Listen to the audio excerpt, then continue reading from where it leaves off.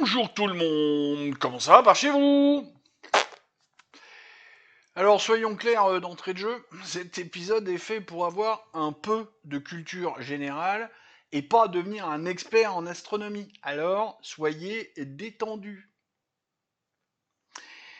J'ai tagué pour me faire mousser sous la table, évidemment. D'autres appellent ça les titres putaclic. Voilà, mais j'ai tagué les deux chaînes. Si vous êtes vraiment, si vous en voulez plus, allez voir ces deux-là. Ils sont géniaux, ils font un travail d'enfer, moi je les adore. Euh, voilà. Bon, puis certains les auront peut-être même reconnus. Hein, AstronoGeek, c'est quand même presque 1 million, justement, il court un petit peu pour avoir 1 million d'abonnés parce que ça le fait kiffer. Juste voilà, pour le kiff. Moi j'adore ces deux chaînes, elles ont chacune, enfin chacun des gars en fait, voilà, Arnaud et Yann. Alors déjà, Arnaud et Yann, désolé d'être présomptueux et d'utiliser votre notoriété pour essayer de fabriquer la mienne. C'est un peu le jeu de YouTube, il paraît. Moi, j'adore ces deux gars-là qui ont une personnalité un tout petit peu différente et en même temps très compatible. Yann avec son humour très gras, vraiment que j'adore. Moi, je suis même déçu qu'avec le temps, il s'auto-censure parce que la société veut qu'on puisse faire des blagues de machin. Ça, c'est un peu chiant. Et puis Arnaud pour son franc-parler, pour ces trucs-là. Voilà. Moi, j'aime bien ça. Donc, si vous voulez approfondir l'astronomie, c'est chez eux. Là, aujourd'hui, vernis de culture générale, on reste en surface, on fait le minimum syndical. Avant de vous présenter notre système solaire, je voulais revenir sur le sondage de la semaine. 3 votes. Un, 2, 3. 3 votes. C'est les vacances? Tout le monde est parti? Plus personne ou quoi? Voilà, bah du coup on a le sujet d'aujourd'hui. Et puis encore une fois, avant de commencer, alors bon, sur les votes, j'espère que la semaine prochaine, hein, tout sera rentré dans l'ordre et que ce sera plus prolifique, mais bon, vous savez, hein, tout à l'heure, dans 1 heure, il y aura le sondage. Il faut aussi que je vous avertisse que aucune IA n'a été maltraitée dans la préparation de cette vidéo. Je me suis même permis de lui dire bonjour et merci. Donc tout va bien. Et voilà, vous avez compris le message. Si vous n'avez pas compris, c'est que vous avez un souci. Ah si, puis oui, toujours dans les... J'allais oublier. Alors ceux qui pensent que la Terre est plate et qu'on n'a pas marché sur la Lune, le mieux c'est de vous en aller. Parce que je vais vous tenir des propos parfaitement outranciers. Du type, la Terre est ronde. Elle n'est pas au centre de l'univers. Je sais, hein. Ça vous fait un choc, mais bon. Chacun ses croyances, respectons-les. Allez, commençons par le point central. Hein. Nous sommes dans un système héliocentré, qui veut dire le Soleil au centre. Hélios, le Soleil. C'est le cœur du système solaire. C'est une étoile, à proprement parler. C'est une immense boule de gaz très très chaud, avec beaucoup de pression, de choses comme ça. Alors très très chaud parce que c'est des milliers, des millions de degrés. Ouais, millions de degrés, si je me rappelle bien. Voilà, c'est principalement de l'hélium, de l'hydrogène, pardon, et de l'hélium, oui c'est ça, machin. Et c'est la source principale d'énergie de notre système. Sa masse totale, on y reviendra plus tard, hein, le truc fait que ça fait la gravité qui tient un petit peu tout ça. Un petit truc tout bête avant qu'on attaque les planètes. Bien entendu, dans l'espace, tout est immense, très très grand. Donc on va arrêter de compter en mètres et en kilomètres. Hein. Principe du mètre et des kilomètres, 1000 mètres. J'ai fait il y a 6 ou 7 semaines un truc qui rappelle les kilos, gigas, pétas, iota, tout ça. Hein. Donc avant de justement, plutôt que d'utiliser des machins comme ça, les astronomes ont fabriqué 2 unités qui sont vachement bien. Il y en a une qui s'appelle l'unité astronomique, tout bêtement. C'est la distance entre la Terre et le Soleil. Et ça fait 150 millions de kilomètres. Qui fait beaucoup, hein. Et l'autre, c'est l'année-lumière. Contrairement à ce que beaucoup de gens croient, l'année-lumière n'est pas une expression de temps, mais bien une expression de distance, puisque c'est la distance parcourue par la lumière pendant un an. Donc, hein, on se rappelle que la vitesse de la lumière, c'est 300 000 km par seconde, et que pour faire une année-lumière, il faut multiplier le nombre de secondes d'une année par 300 000. Vous l'avez, non? Eh ben, je vais vous le faire très rapidement. Ça fait 60 fois 60 fois 24 fois 365. C'est ça? Non, j'ai perdu. Non? Si, c'est ça. Vous me faites douter là d'un coup. 60 secondes pour faire une minute, 60 minutes pour faire une heure, 24 heures pour faire un jour, 365 par an. Alors, j'ai eu un doute au moment du tournage. Alors là, quand même. Et non, je couperai pas au montage, j'ai pas envie. C'est à la bonne franquette chez Ablianor. 60 fois 60 fois 24 fois 365, pim, de tête, ça fait 31 536 000. Ah oui, bah, pas de tête forcément. Ouais, je veux bien qu'Ablianor soit balèze, mais quand même. 31 536 000 secondes dans une année, fois 300 000 km par seconde, ça nous fait 9 460 milliards 800 millions de kilomètres. Ça fait beaucoup, hein? Amusez-vous si vous voulez couper ça pour savoir combien il y a d'unités astronomiques dans une année-lumière. Moi, je le ferai pas, c'est pas l'objet. Et on va pas beaucoup parler d'années-lumière parce que justement, une année-lumière, c'est beaucoup plus grand que le système solaire. On va plus parler, les quelques distances qu'on va exprimer vont être exprimées plutôt en unités astronomiques. Attaquons les planètes. Les planètes, on les divise en deux catégories. Et merci Yann de 12 parsec encore une fois, parce que vu que j'ai repris depuis le départ tes vidéos, ça m'a vachement aidé, parce qu'il a fait sur ses premières vidéos, il a fait un épisode sur chaque planète. Vachement bien fait en plus. Surtout quand il arrive à Uranus, il a un humour très léger et pas trop gras. On n'en fera pas ici. Deux catégories, les premières qu'on appelle planètes intérieures, mais aussi planètes telluriques, au nombre de 4. Telluriques rocheuses, hein, ce sont des planètes avec une masse rocheuse, un noyau dur. D'accord? Elles sont plus petites et plus denses que les géantes gazeuses. Donc la première qu'on va rencontrer, c'est Mercure, c'est la plus proche du Soleil, qui connaît des températures extrêmes du genre moins 180 la nuit et plus 430 le jour, hein, avec sa rotation. Qu'est-ce qu'on peut dire? Elle fait le tour du Soleil en seulement 88 jours terrestres. Donc son année à elle correspond à 88 jours, ça fait en gros 3 mois hein, chez nous. Température, on a vu, la surface de Mercure est couverte de cratères semblables, semblables à ceux de notre Lune, à cause de beaucoup d'impacts de météorites. Pour ceux qui se posent des questions, hein, c'est des météorites qui font ça. La deuxième planète que l'on va rencontrer, c'est Vénus. C'est la plus chaude avec une atmosphère très dense et toxique. C'est impossible de vivre à la surface de Vénus. Vénus est souvent appelée la sœur jumelle de la Terre en raison de sa taille et de sa composition similaire. Mais elle est beaucoup plus chaude en fait, puisqu'on dépasse les 460 degrés en surface. Elle possède une atmosphère très très dense composée principalement de dioxyde de carbone, ce qui a un effet de serre intense et rend son climat extrêmement hostile. De ce qu'on a dit, ce serait presque palpable en fait. Là, nous, dans l'atmosphère, on fait comme ça, on brasse du vent, entre guillemets. Sur Vénus, on pourrait presque toucher en fait l'atmosphère. Fait intéressant, Vénus tourne sur elle-même, mais dans le sens inverse des autres planètes. Sur Vénus, le Soleil se lève à l'ouest et se couche à l'est. Voilà, c'est marrant. Puis en troisième position, nous avons la Terre. C'est chez nous. C'est cool ça. C'est la seule planète où l'on sait qu'il y a de la vie. Là, on en a la preuve. La preuve, coucou, on est là.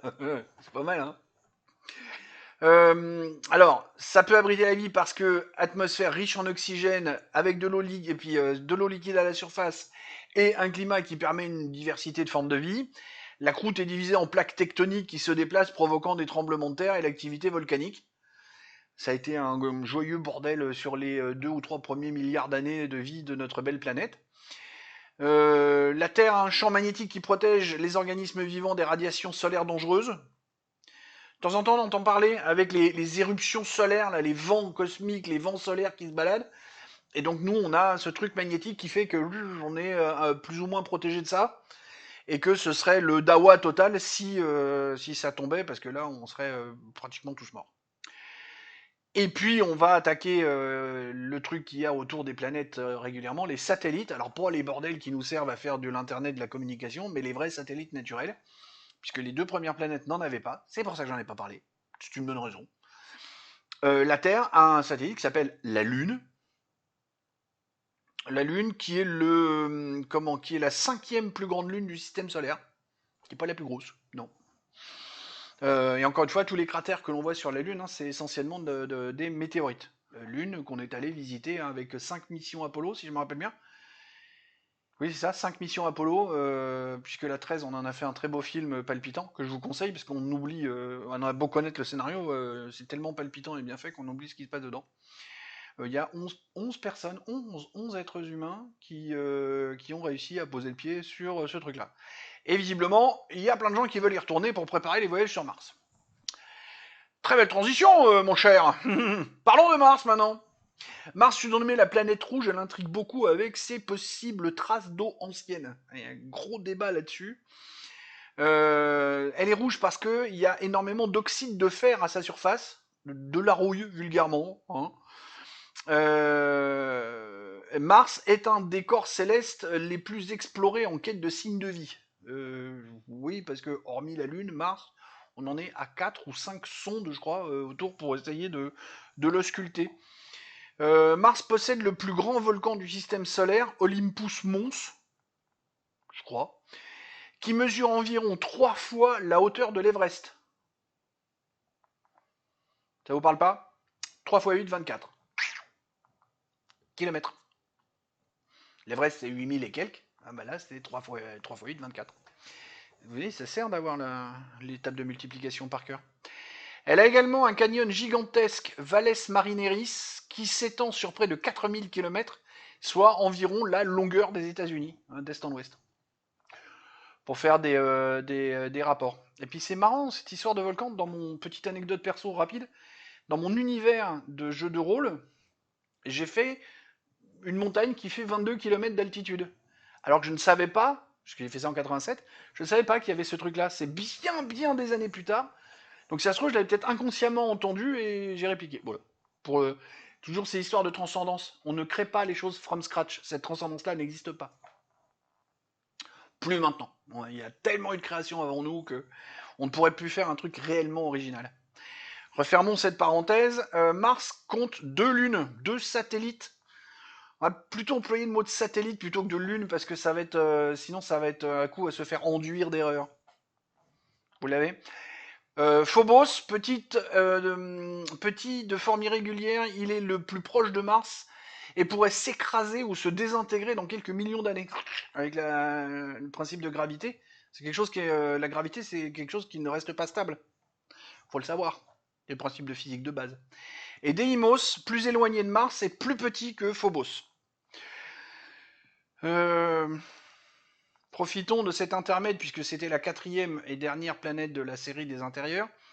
Vous aurez remarqué que les noms de planètes ont des noms de dieux. En général, à une vache près, parce qu'il y a un moment où il y en a eu beaucoup plus de découvertes, ça a été compliqué. Mais en général, les satellites ont des noms des enfants des dieux ou sont en lien avec les dieux, romains ou grecs. Vous allez voir, parce que moi j'ai perdu, j'étais balèze en antiquité romaine avant, mais avec mes problèmes de santé, j'ai perdu la mémoire, donc je me rappelle plus de tout. Mais vous allez voir, pour ceux qui sont balèzes, qui se rappellent bien l'Antiquité grecque et l'Antiquité romaine, vous allez voir, on retrouve plein de trucs marrants. Petit interlude avec une espèce de page de publicité dans notre système solaire, la fameuse ceinture d'astéroïdes entre Mars et Jupiter. C'est elle qui fait un peu la séparation entre les planètes intérieures et les planètes extérieures, hein, donc entre les planètes telluriques et les planètes gazeuses, hein, qu'on peut appeler comme ça. Qui est pas aussi dangereuse que ce qu'on veut nous faire croire dans les films de science-fiction, parce que les satellites, les astéroïdes qui sont dedans, sont pas espacés comme ça. Il y a des centaines de kilomètres entre chacun. Sauf que effectivement, vu que c'est à des milliers, des millions de kilomètres, quand on les braque au télescope, on a l'impression que c'est assez. Mais parce que c'est l'effet d'optique qui fait ça. Voyons nos 4 planètes extérieures. Pardon, je fais des efforts, mais la morphine, ça attaque tous les muscles. Qu'est-ce que nous avons? Les caractéristiques générales, ce sont des planètes donc, qui sont plus éloignées, qui sont plus grandes et qui sont composées principalement de gaz ou de glace. La première que l'on rencontre, c'est Jupiter, qui est la plus grande planète du système, célèbre pour sa grande tache rouge, hein, qu'on voit sur la photo, qui est en fait une immense tempête permanente. un Bronx pas possible. Vous imaginez un ouragan qui ferait, je sais pas, enfin, énorme, qui est colossal, qui pourrait prendre toute la surface de la Terre, quoi, un truc énorme, et un ouragan de 300 km/h ou plus, permanent. Super pour aller vivre là-bas. Ah, pour faire du kitesurf, ça peut être marrant. Donc Jupiter, c'est la plus grande, on a dit. Elle a un diamètre qui fait un peu plus de 11 fois celui de la Terre. Voilà, pour faire de la comparaison. Parce que j'ai remarqué, dès qu'on attaque les corps célestes, on aime bien faire de la comparaison. Elle est composée principalement d'hydrogène et d'hélium, semblable au Soleil en fait. Mais vu qu'il fait moins chaud, ça fait pas Soleil. Ça fait une planète, ça fait pas une étoile. Sa caractéristique la plus connue, on a dit, c'est la tache rouge. Tempête anticyclonique. Tempête anticyclonique par rapport au principe des anticyclones, c'est la même chose que chez nous. Et donc ça fait rage depuis moins de 400 ans. Jupiter émet plus d'énergie qu'elle n'en reçoit du Soleil en raison de sa chaleur interne due à la concentration de la planète. Parce que le milieu, tout le tour est gazeux, mais le milieu est assez... pour l'instant, nous avons repéré 79 satellites autour de Jupiter et je vais vous en donner la liste. Non, je déconne. On va faire les principaux, 4 ou 5 à chaque fois. Et vous voyez, Jupiter, comme par hasard, ses satellites, c'est Io, connu pour son intense activité volcanique, Europe, probablement recouverte d'un océan sous une épaisse couche de glace. Ça intrigue parce que il pourrait y avoir une vie microbienne. Ganymède, la plus grande lune du système, le plus grand satellite du système solaire. Oui, il m'a marqué lune partout, mais non, c'est satellite qu'il faut dire. C'est plus, en fait, Ganymède est plus grande que Mercure. Callisto, qui est couverte de cratères, c'est l'un des objets les plus anciens et les plus marqués par les impacts. Et Amalthée, un peu plus petit et moins connu, qui fait partie des satellites intérieurs de Jupiter. Parce que là aussi, sur les 79, il y en a, ça a été réparti en intérieur et en extérieur. Nous passons ensuite à Saturne, connu pour ses magnifiques anneaux faits de glace et de poussière. Hein, c'est la glace et de la poussière qui tournent comme ça. Il y a différentes strates d'anneaux dedans. Je sais plus, ça va être dit à un moment, je crois que c'est le 9 qu'elle me dit. Saturne est célèbre pour son système d'anneaux composé principalement d'un. Ces anneaux sont si larges qu'on pourrait presque y faire passer une lune. La nôtre. Comme Jupiter, Saturne est une planète géante gazeuse composée là aussi d'hydrogène et d'hélium. L'hydrogène et l'hélium, c'est un peu les trucs de base dans l'espace. Hein. Tout vient un peu de là, et puis avec des concentrations, des densités, tout un tas de choses comme ça, pouf, ça fabrique d'autres atomes, parce que tout ça, ça se combine avec un nombre de protons et de neutrons qui font que... Mais là, on entre dans la chimie, on n'en parle pas, on est dans l'astronomie là pour l'instant. Saturne a une très faible densité. Si vous trouviez un océan assez grand, la planète pourrait flotter dessus. Tellement elle est peu dense en fait. Elle est très... alors on pourrait dire légère, mais c'est pas comment vous dire. Si vous voyez de la barbe à papa, tiens. Voilà. Alors, sur des millions de kilomètres, hein, de grosse barbe à papa. 83 satellites connus. Elle est plus petite que Jupiter, mais elle a plus de satellites. Ah, c'est elle qui gagne. C'est toujours savoir qui la plus. Là aussi, donc Saturne, les satellites, c'est Titan, le deuxième plus grand satellite du système solaire, avec une atmosphère dense et des lacs de méthane liquide. Ouais, du méthane liquide, ça va être sympa ça.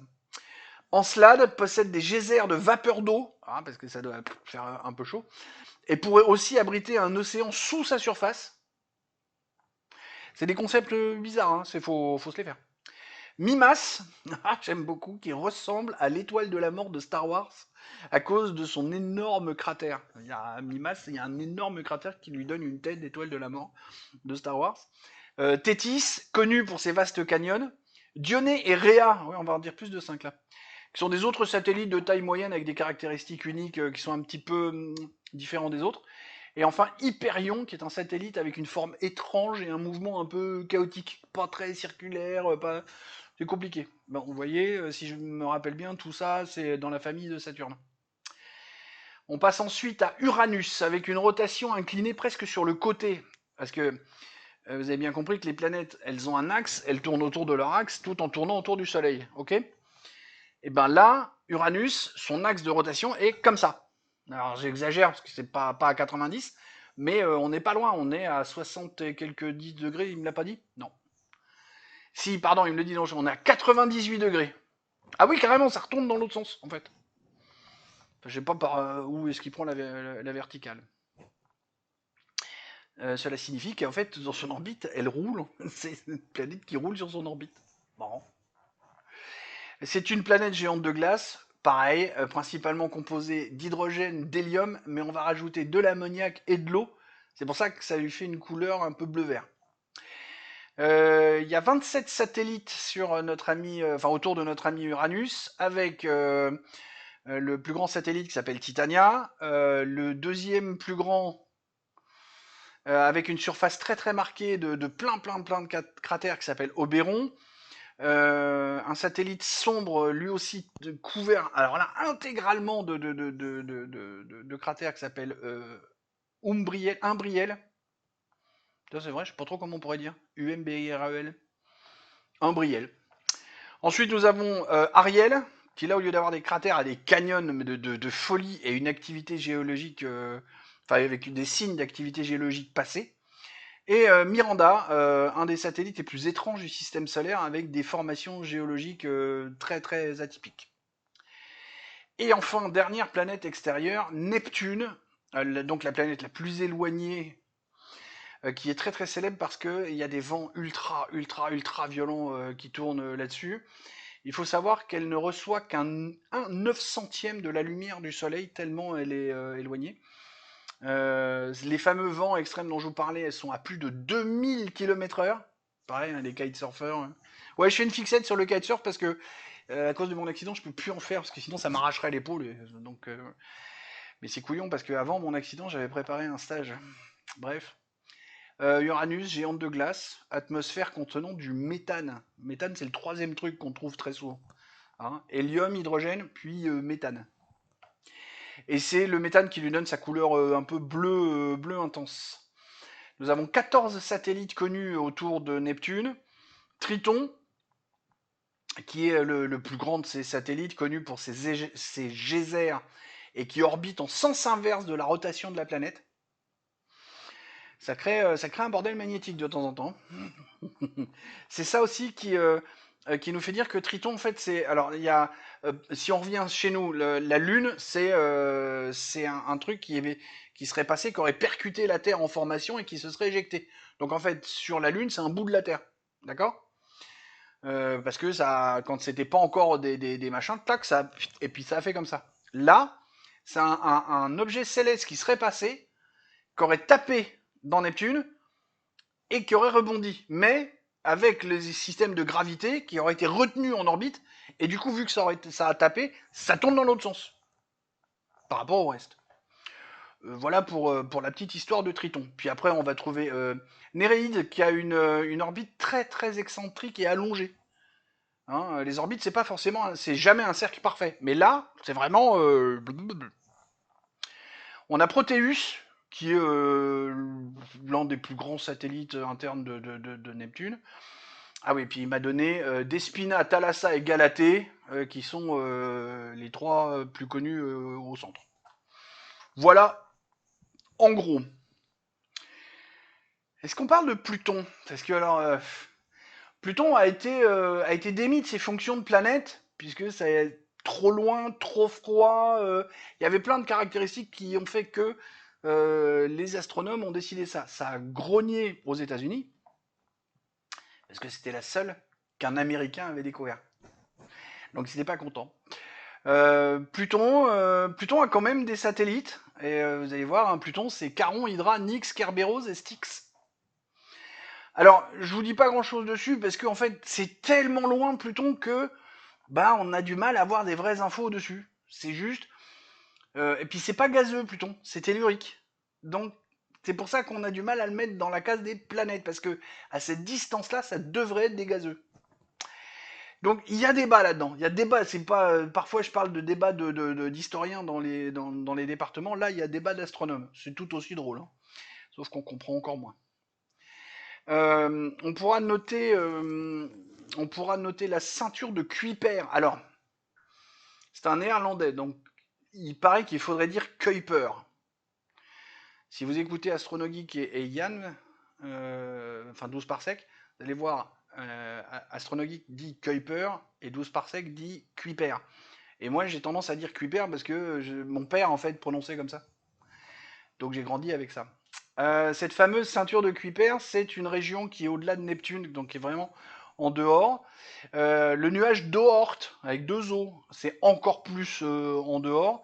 Et on va y revenir dans les anecdotes un peu globales, parce que qu'est-ce que je peux vous raconter de trucs très très sympas. Notre système solaire est en mouvement à l'intérieur de la Voie lactée. D'accord? C'est-à-dire que nous, on bouge dans un truc qui bouge. Il tourne autour du centre de la galaxie à une vitesse d'environ 828 000 km par heure. Tu mets un radar, t'enlèves des points. Hein. Ce voyage autour du centre galactique prend environ 225 à 250 millions d'années pour une révolution complète. D'accord? C'est ce qu'on appelle une année galactique. Le Soleil contient 99,86% de la masse totale du système solaire. Vous voyez le truc? C'est si on prend tout le système, tous les corps du système solaire, on les rassemble comme ça en ligne, hein, et ben le Soleil, c'est 99,86% de ça.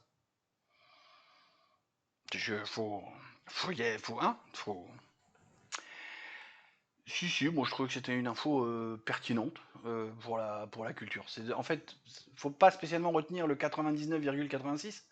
Il faut retenir que le Soleil, c'est la quasi-totalité du système solaire.